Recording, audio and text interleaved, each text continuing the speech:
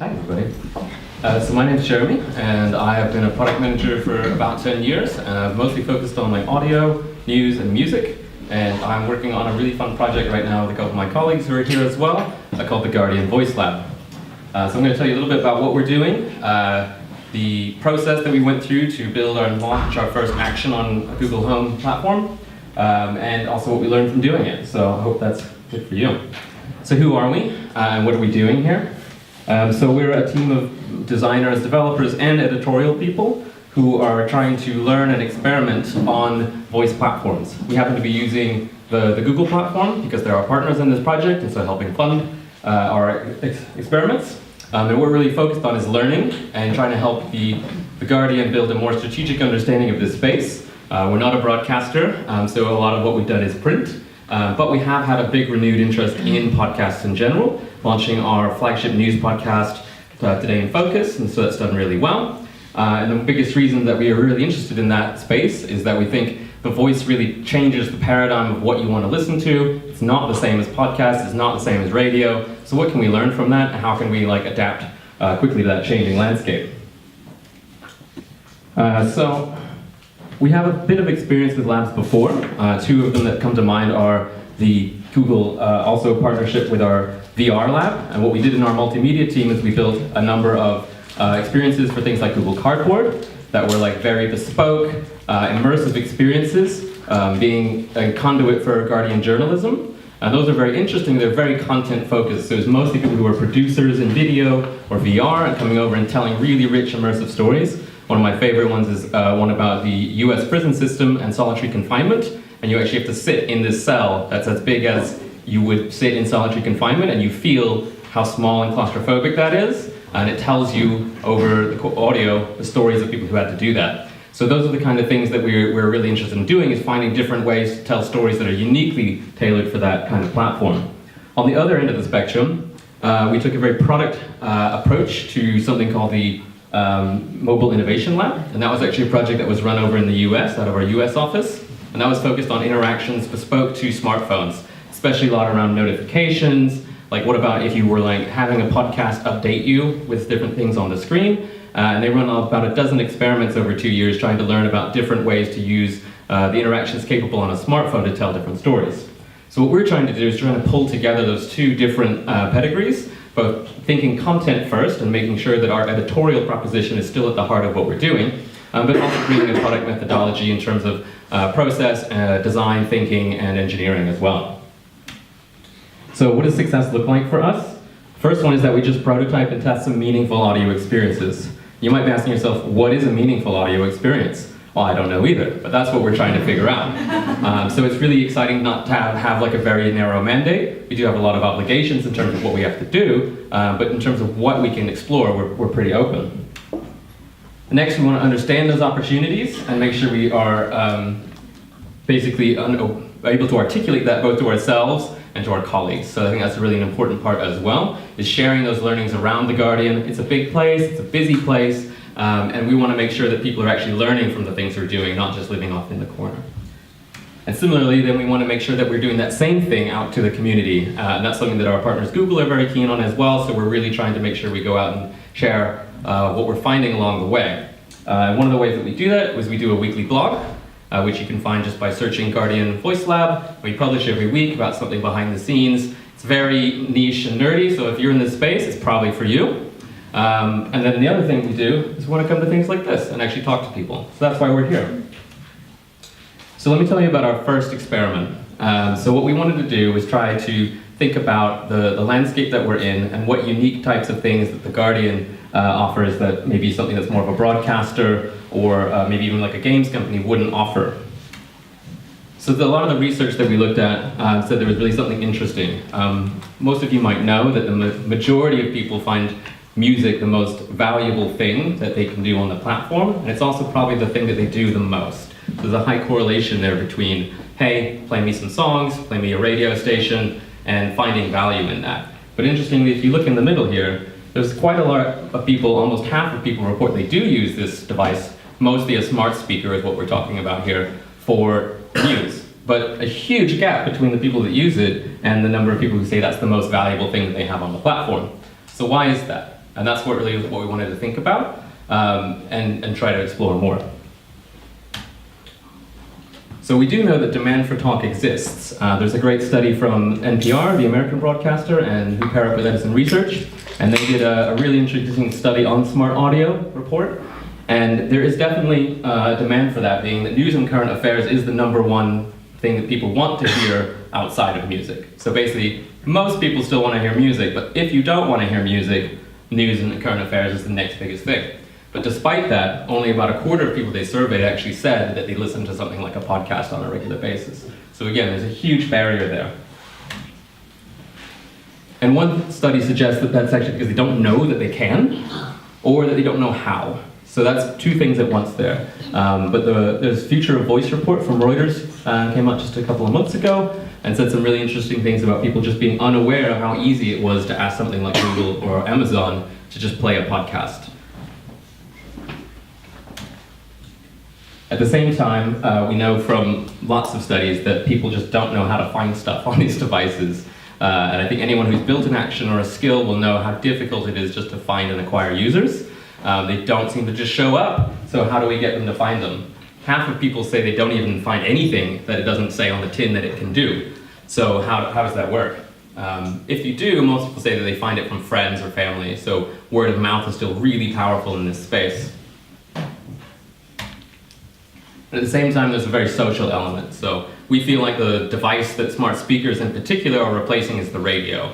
And this is this passive sort of background thing that sort of exists in the kitchen or the home. There's a lot of people interacting with it in a different space. It's not like you're sitting on the tube with your headphones on. So it's a very different time and mindset that you might listen to a podcast or something like that in. One interesting thing is that people like to play the games together, which is really interesting, and they like to involve it in the conversation. So if you're having a dispute, like my partner and I were watching Pointless the other day, and we had a surprising answer, and in the middle of watching it, we turned to the Google and said, hey, is that the right answer? And this is what a lot of people report them doing, sort of having that as a participant in the conversation. So what we wanted to do, again, was provide a little bit more of a product methodology. We could just set out and build something that's like a really cool content thing, which would be great, but we also want to think a little bit methodically about what we're trying to learn and why. So for us, with this renewed interest in audio, we crafted this hypothesis around that based on the research that we found, which was that we could expose users to a fun and interactive audio content experience that would help them discover podcasts to listen to, and actually get them to become new habitual listeners just by explaining how the thing worked, basically. So it's a lot to unpack, but I'll just show you a little bit about what that actually looked like in reality. So the first person we wanted to target was somebody who likes The Guardian, but doesn't get into podcasts because they don't know how. We have a lot of data from our research that suggests readers don't always listen, so we have a lot of readers, but not a lot of them listen. And there might actually not be as much overlap as you think between somebody who's listening to one of our daily news podcasts and somebody who's checking the app on the tube every day. The second kind of person we were thinking of is someone who already likes podcasts, but just doesn't know that we make them. So how can we get them to try and sample things? It's a little bit of a high investment to just download a new podcast and try it out. So can we expose people to the types of voices and the types of content that we might be speaking about through this experience? And the last person is somebody who just got one of these devices for a holiday. We know this is like the biggest time where people get these devices, they give them as presents to friends and family, and then they're looking straight away for something to do with it after the little novelty wears off. So we were really looking at launching this project around the holiday time and trying to take advantage of that as well. And in the process of this, it became apparent to me that the person we're building for is actually my mum, which is interesting. So, lifelong Guardian loyalist, big reader, likes to listen to radio and audio, but doesn't get into podcasts because it's too fiddly, the technology, it requires too much knowledge of apps and stuff like that, but loves a good quiz, loves sitting around with the family at the dinner table not looking at screens. So, can we take people like my mum and teach them, hey, it's really easy to listen to things like Today in Focus by just saying that to Google. And so that's what we came up with, was essentially a year in review quiz. I'm thinking about it more like gamified audio discovery, not because that's what it is, but what it's trying to do.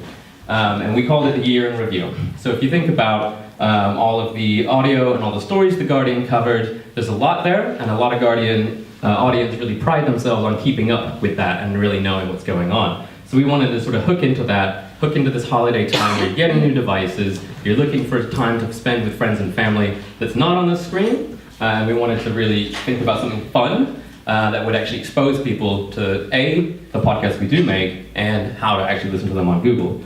So I'm going to show you a little demo that Dave, our producer, made, just to give you a sample of how it works. Hey Google, talk to Year in Review. Hello, I'm Leia. And I'm Axel. Welcome to the Guardian's Year in Review with a podcast team. Just going to skip ahead. DNA. So listen to this. If this was going to be your baby, would you have gone ahead with this? Okay, that's good. Clip from one of our stories. If it's my baby may have the same situation, I would try it first. In November, a Chinese researcher controversially announced he altered the DNA of twin girls before birth without going through the usual scientific channels, raising serious ethical concerns from the scientific community and beyond. So what we've done here is we've taken a clip, which was something that one of our podcasts covered, Science Weekly, and talking about gene editing and about these two twin girls who were born there. And so we've set up the user for, hey, this is what we're going to talk about, and also that this is what the topic is, because they've chosen to answer questions on science. And now we're going to actually twist and ask them a question. Now, next question. What is the common name of the gene editing technology he used? If you can, say it after the beep. And if you don't know, take a guess. CRISPR. 2 points. Correct. It is indeed CRISPR.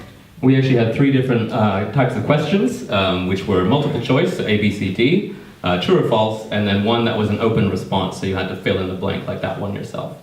So we did this to try to also make it easier for people, and also easier for ourselves in terms of like how many responses we needed to handle.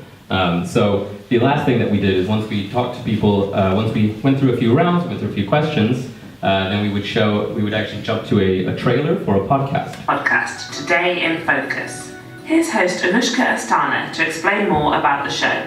Hi, I'm Anushka Astana and I host Today in Focus. It's a daily podcast from The Guardian where you can listen to in-depth stories that take you behind So the this is the headlines. music and the voice From of our daily Carol flagship Cadwallader's show. investigations into Arab banks, to a day behind the scenes of chaos in Westminster, to the rise of Brazil's new president. We dive deep with Guardian journalists to bring you closer to the stories that matter. Thanks. Bye. So now we've exposed someone, they've chosen the global news round, that was the one for the global news round. They've answered a bunch of questions and are like sort of lean forward, and then this is where we hit them with essentially what's a promo for our daily podcast. And then when we come back to our hosts, we tell them how to do it. Thanks, Anushka. If you want to listen to Today in Focus on the smart device you're using, you can at any time by saying, "Hey Google, play Today in Focus on Google Podcasts." Or you can subscribe wherever you listen to podcasts. And so that's basically the format of each chapter. There were 7 chapters in all, but you had a choice between 3 different rounds, so you could actually opt into which ones you thought you wanted. So for example, the first choice was global news or sport, and then we gave you a different podcast promo depending on which category you opted into, because that was what the topic of the podcast was about. It's gone all funny. So, we launched this back in December, on the 21st of December, just in time for the holidays. And so I'm going to tell you a little bit about what we learned. So we saw really high levels of engagement, which was really interesting. So to actually play this whole thing, 10% of people went through this entire experience, which is about 20 to 30 minutes, if you just sit down and play it with those choices. There's actually about 90 minutes of total content, but because of the way that you opt into these different categories, it's roughly 20 to 30 minutes per playthrough. And 10% of people went all the way through and got to the end, which means that they heard 4 podcast promos that they asked for. So we were really happy about that. It also meant that they had to give us something like 20 or more inputs to actually get through that, which is quite staggering. But the average session length was more like a third of that. So most people are only getting to 1, maybe 2 chapters. So that means that we spend an awful lot of time producing all of this content where most people don't get through most of it. So that's not exactly a great bang for our buck in terms of using efficiency, but it is really good in terms of engagement compared to some of the other things that we have as waypoints. So for example, on the Guardian's website and in the apps, we make visual interactives, and the average engagement rate was something like 5 times higher than what we'd see on those visual interactives. Maybe just because you're part of a captive audience there, or it's easy to like click in and click out on a website. But compared to a podcast, the more passive consumption of a podcast, that's not very good, right? So we make about a 20 to 30 minute podcast every day called Today in Focus, and 90% of people, the average person is getting 90% of the way through that. So that's a huge difference in engagement between this passive and more active consumption. Do you have a question? Sorry, how did they find it? Segues in a second. So, another thing that was really interesting is voice was completely dominant in terms of input method. So despite being available on phones, smart speakers, and smart devices, 70% of conversations came through audio-only devices, probably smart speakers. So that was pretty interesting. On top of that, even if you used a text-based or if there was a screen present, still 93% of all interactions were through voice. So even when you had the option to tap, Google's platform has this thing called suggestion chips, and so you could see the answer for like a multiple choice, A, B, C, D. Most people still use their voice to respond to it. A very common pattern was to actually see about maybe 80% of the inputs through voice on a smart screen, and then a couple taps as well. So that was a really interesting finding as well. And interestingly, sessions on speakers were much longer on average than those with screens. And my guess for why that is that it's really easy to get distracted on a device with a screen. You see a notification, you get a call, you click a button and you can take away straight away. Whereas quitting experience on a smart speaker is a little bit more involved, and you have to make a very conscious choice to do that. It was also maybe due to a number of very short sessions on phones, where I'm not even sure if somebody just opened it and closed it immediately. So that's pretty interesting as well. So Segway, he's not a plant, I swear. So how do we get people to find this? Because we said earlier, one of the biggest things was how do people actually discover these experiences? And we're lucky enough to work at The Guardian, which has people who actually want to hear what we have to say already. So we took advantage of that, and we put basically adverts in the paper, on social media, and in our podcasts, trying to target those 3 different users we mentioned earlier, right? So we're thinking about those different groups of people who this is for, and we put those ads in different places. And something we did, which we tried to be clever about, which we used a slightly different invocation phrase here. So we said in the paper, talk to, and in online, speak to. So we can hopefully say where people came from, because we wanted to know, are we talking to our newspaper readers, or are we talking to our online followers? So what I can tell you though, is that without that, people just don't find it, right? And I think anybody who's launched any of these actions knows it just doesn't happen. So you can sort of see here that the biggest spike of our conversations happens when our promos launch, and by 2 weeks later, it's essentially like flattened out to very few numbers of people. So definitely having that promotion is really important, but for us also, we only really have one big bang of it. And I think you can see here how that's like, we did good, but that's not enough to like sustain this over time and get new people. Also interestingly, and we sort of expected this, almost no one played it more than once. So it was really a one and done experience, which is not beyond what we expected, but we're very aware that it doesn't sort of have this organic growth where it builds on itself. The other thing that we found out was that that clever strategy we tried to implement just didn't work. So I can't really tell you why. I think we had a little bit of a configuration issue or something, so we weren't even able to see anything really, and there's just basically noise. So in here you should see all these different paths in which people took to enter the app, and I promise we had more than 17 people use the thing, but it just didn't show up. So why? We don't really know yet, we're still investigating, but it's definitely something we want to look at in the future. We still think it's a good strategy to see where our audience would come from. This is something that also really surprised me, is that there's a big difference between Google Search and Google Assistant, and if you're in this space, maybe you understand that, but if you tell the average person, talk to Google to do this, they're probably going to turn to search. And so, interestingly enough, we saw that on the blog post that we wrote to announce the action on The Guardian, the top search terms that led traffic to it were our invocation phrases. So people just talked to Google search to try to find the action, and it led them to this blog post, which is probably not what they were looking for. So very interesting there as well. The other thing that we didn't spend much time on was implicit discovery. So this is when you ask Google to play a quiz, or hey, I'm interested in a news game, or something like that. And we didn't understand how important that might have been. Later, our contacts at Google pointed us to this blog from one of the developer advocates at Google. And if you see here in his test app, that's like 99% of his audience came from implicit discovery. Now, I think he may have biased the selection algorithm a little bit. But here you can see, this is what we expected to see, was these different ways in which people had actually showed up, and we just couldn't see it. So there's definitely holes in the data, but this is something we want to look at correcting next time as well. And there's a blog post on Medium about this if you're interested. The other thing that I was surprised at is how much manual analysis required to actually have a lot of those learnings. So to actually say all those things I told you about the screens, and about the different lengths and sessions and all of that, we actually had to download the data from Dialogflow. Dialogflow is our sort of fulfillment service that we're using natural language understanding service that we're using. And so we put a bunch of intents in there, and then it tells us what those conversations looked like.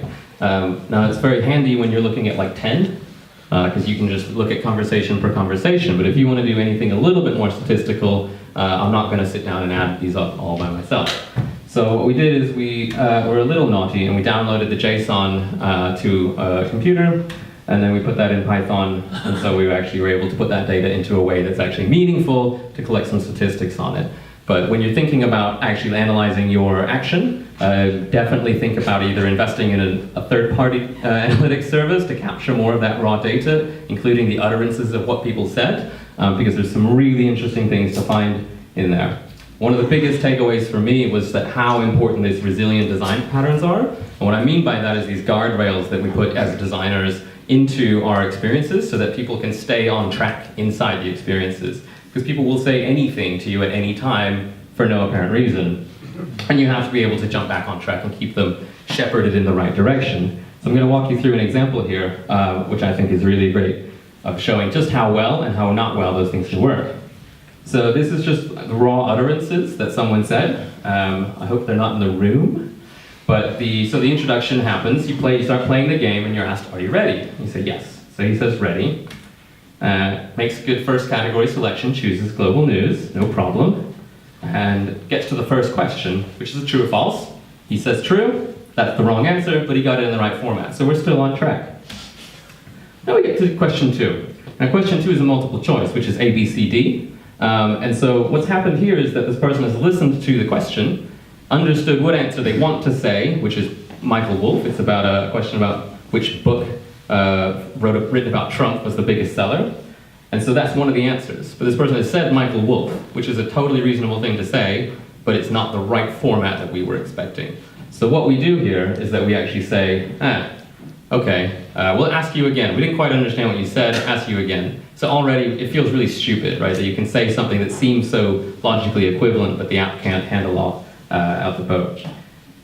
Now I have to put our empathy hats on here and think. So what happens is the question then repeats. So this is question 2 now, and it repeats it because it's like, didn't understand what you said there. So and then this person is either confused or upset at us, turning to a friend or family member and saying, what's going on? I said the right answer, right? And then at the end, it doesn't say anything again. So what does our resilient design do? Asks them the question again. But this time, so this is 3 times now this person has heard this question, but now they get it right. Well, sort of. So Google thinks that they said, hey. Can anyone guess what they think they're trying to say? Hey. So luckily we did put this in our synonyms, so we catch this, and we're actually associate that with being the right answer. But again, actually this person is wrong. So he spent now 90 seconds about trying to tell us the same answer, and then it's wrong. And I think that's probably a pretty frustrating experience. But we're back on track, so we're doing well. Next question, question 3, is an open response question. And I was very impressed at how well the Google dictation is at this. So we actually had an earlier answer, well, that was Jamal Khashoggi, and it nailed it every time, but it failed at things like hey and a, because I think those things standing in isolation are hard. And again, it's our brains assuming this really complex understanding and nuance of semantics and context that Google doesn't have. There's not a lot of other things in English that you say that sound like Khashoggi, right? So they can really pick that out. But this person gets this one right, and we're back on track, so we're doing well. Well, then we're going to go off piste a little bit here again. So the next category comes up. So he hears this podcast promo for the category that he selects, and then he decides, well, I actually want to hear more news. I like that. Carry on with the news. Unfortunately, that's not one of the options. It's either science or art. So we're off track again. And this is where it gets a little bad. So then what happens is, again, we're like, well, we catch the error, and we say, didn't quite catch it there. Can you answer again? Here's the choices, A or B. And this person says next. And then does it again. And then decides to play radio 2. And then they quit. So thinking about this, like, there's this repetition here. So from this point that I marked here, that question 1, this first round, this person is already actually doing the right thing as a human, but the robot is a little more brittle and it falls over really fast, right? It's totally reasonable for me to say, if A is Michael Wolff, to say A or Michael Wolff, but not to say Michael Wolff and expect the machine to say, yep, that's the same as A. But here, this is a good pattern where we have caught this, even though it took us 3 times, we got to where we needed to go. So this is how important this is. But then here, we just didn't expect this at all, where we expected people to say things like hey instead of A, or say something we didn't understand. But at this point, we're totally off the rails, right? We haven't anticipated this input for this kind of question, because we said, do you want science or arts? And they said, carry on with the news. And we can't do that. So already now we've fallen over and we don't have such a good recovery path here. And then at the end of the day, I think it's an interesting thing to see that people don't realize that they're talking to an app inside Google, that you have like a context. So they say play radio 2, and the only reason we hear that is because they didn't say, hey, Google, play radio 2. And then we presume that, and then the next line is that's what they did to actually quit, right? This is maybe like a little painful and humbling to look at, but I think it's a really strong reminder of when you look at that data in more granular detail, you find these kind of things that actually help you build empathy for what your users are having, and also how important it is to build that in. Because not a single person completed the experience, which is 20-30 minutes, without needing at least one of these sort of catches. So it's not the kind of affordance that you'd see on a web or in an app where you think that's a nice to have. It's absolutely 100% vital to the experience. Lastly, we launched at a time that we thought made a lot of sense for smart speakers, and the big surge and things like that. But this is caused us some other problems with being able to track our hypothesis. If you remember, what we were trying to do with this game is actually not get people to answer questions on a quiz, but learn new listening habits around podcasts.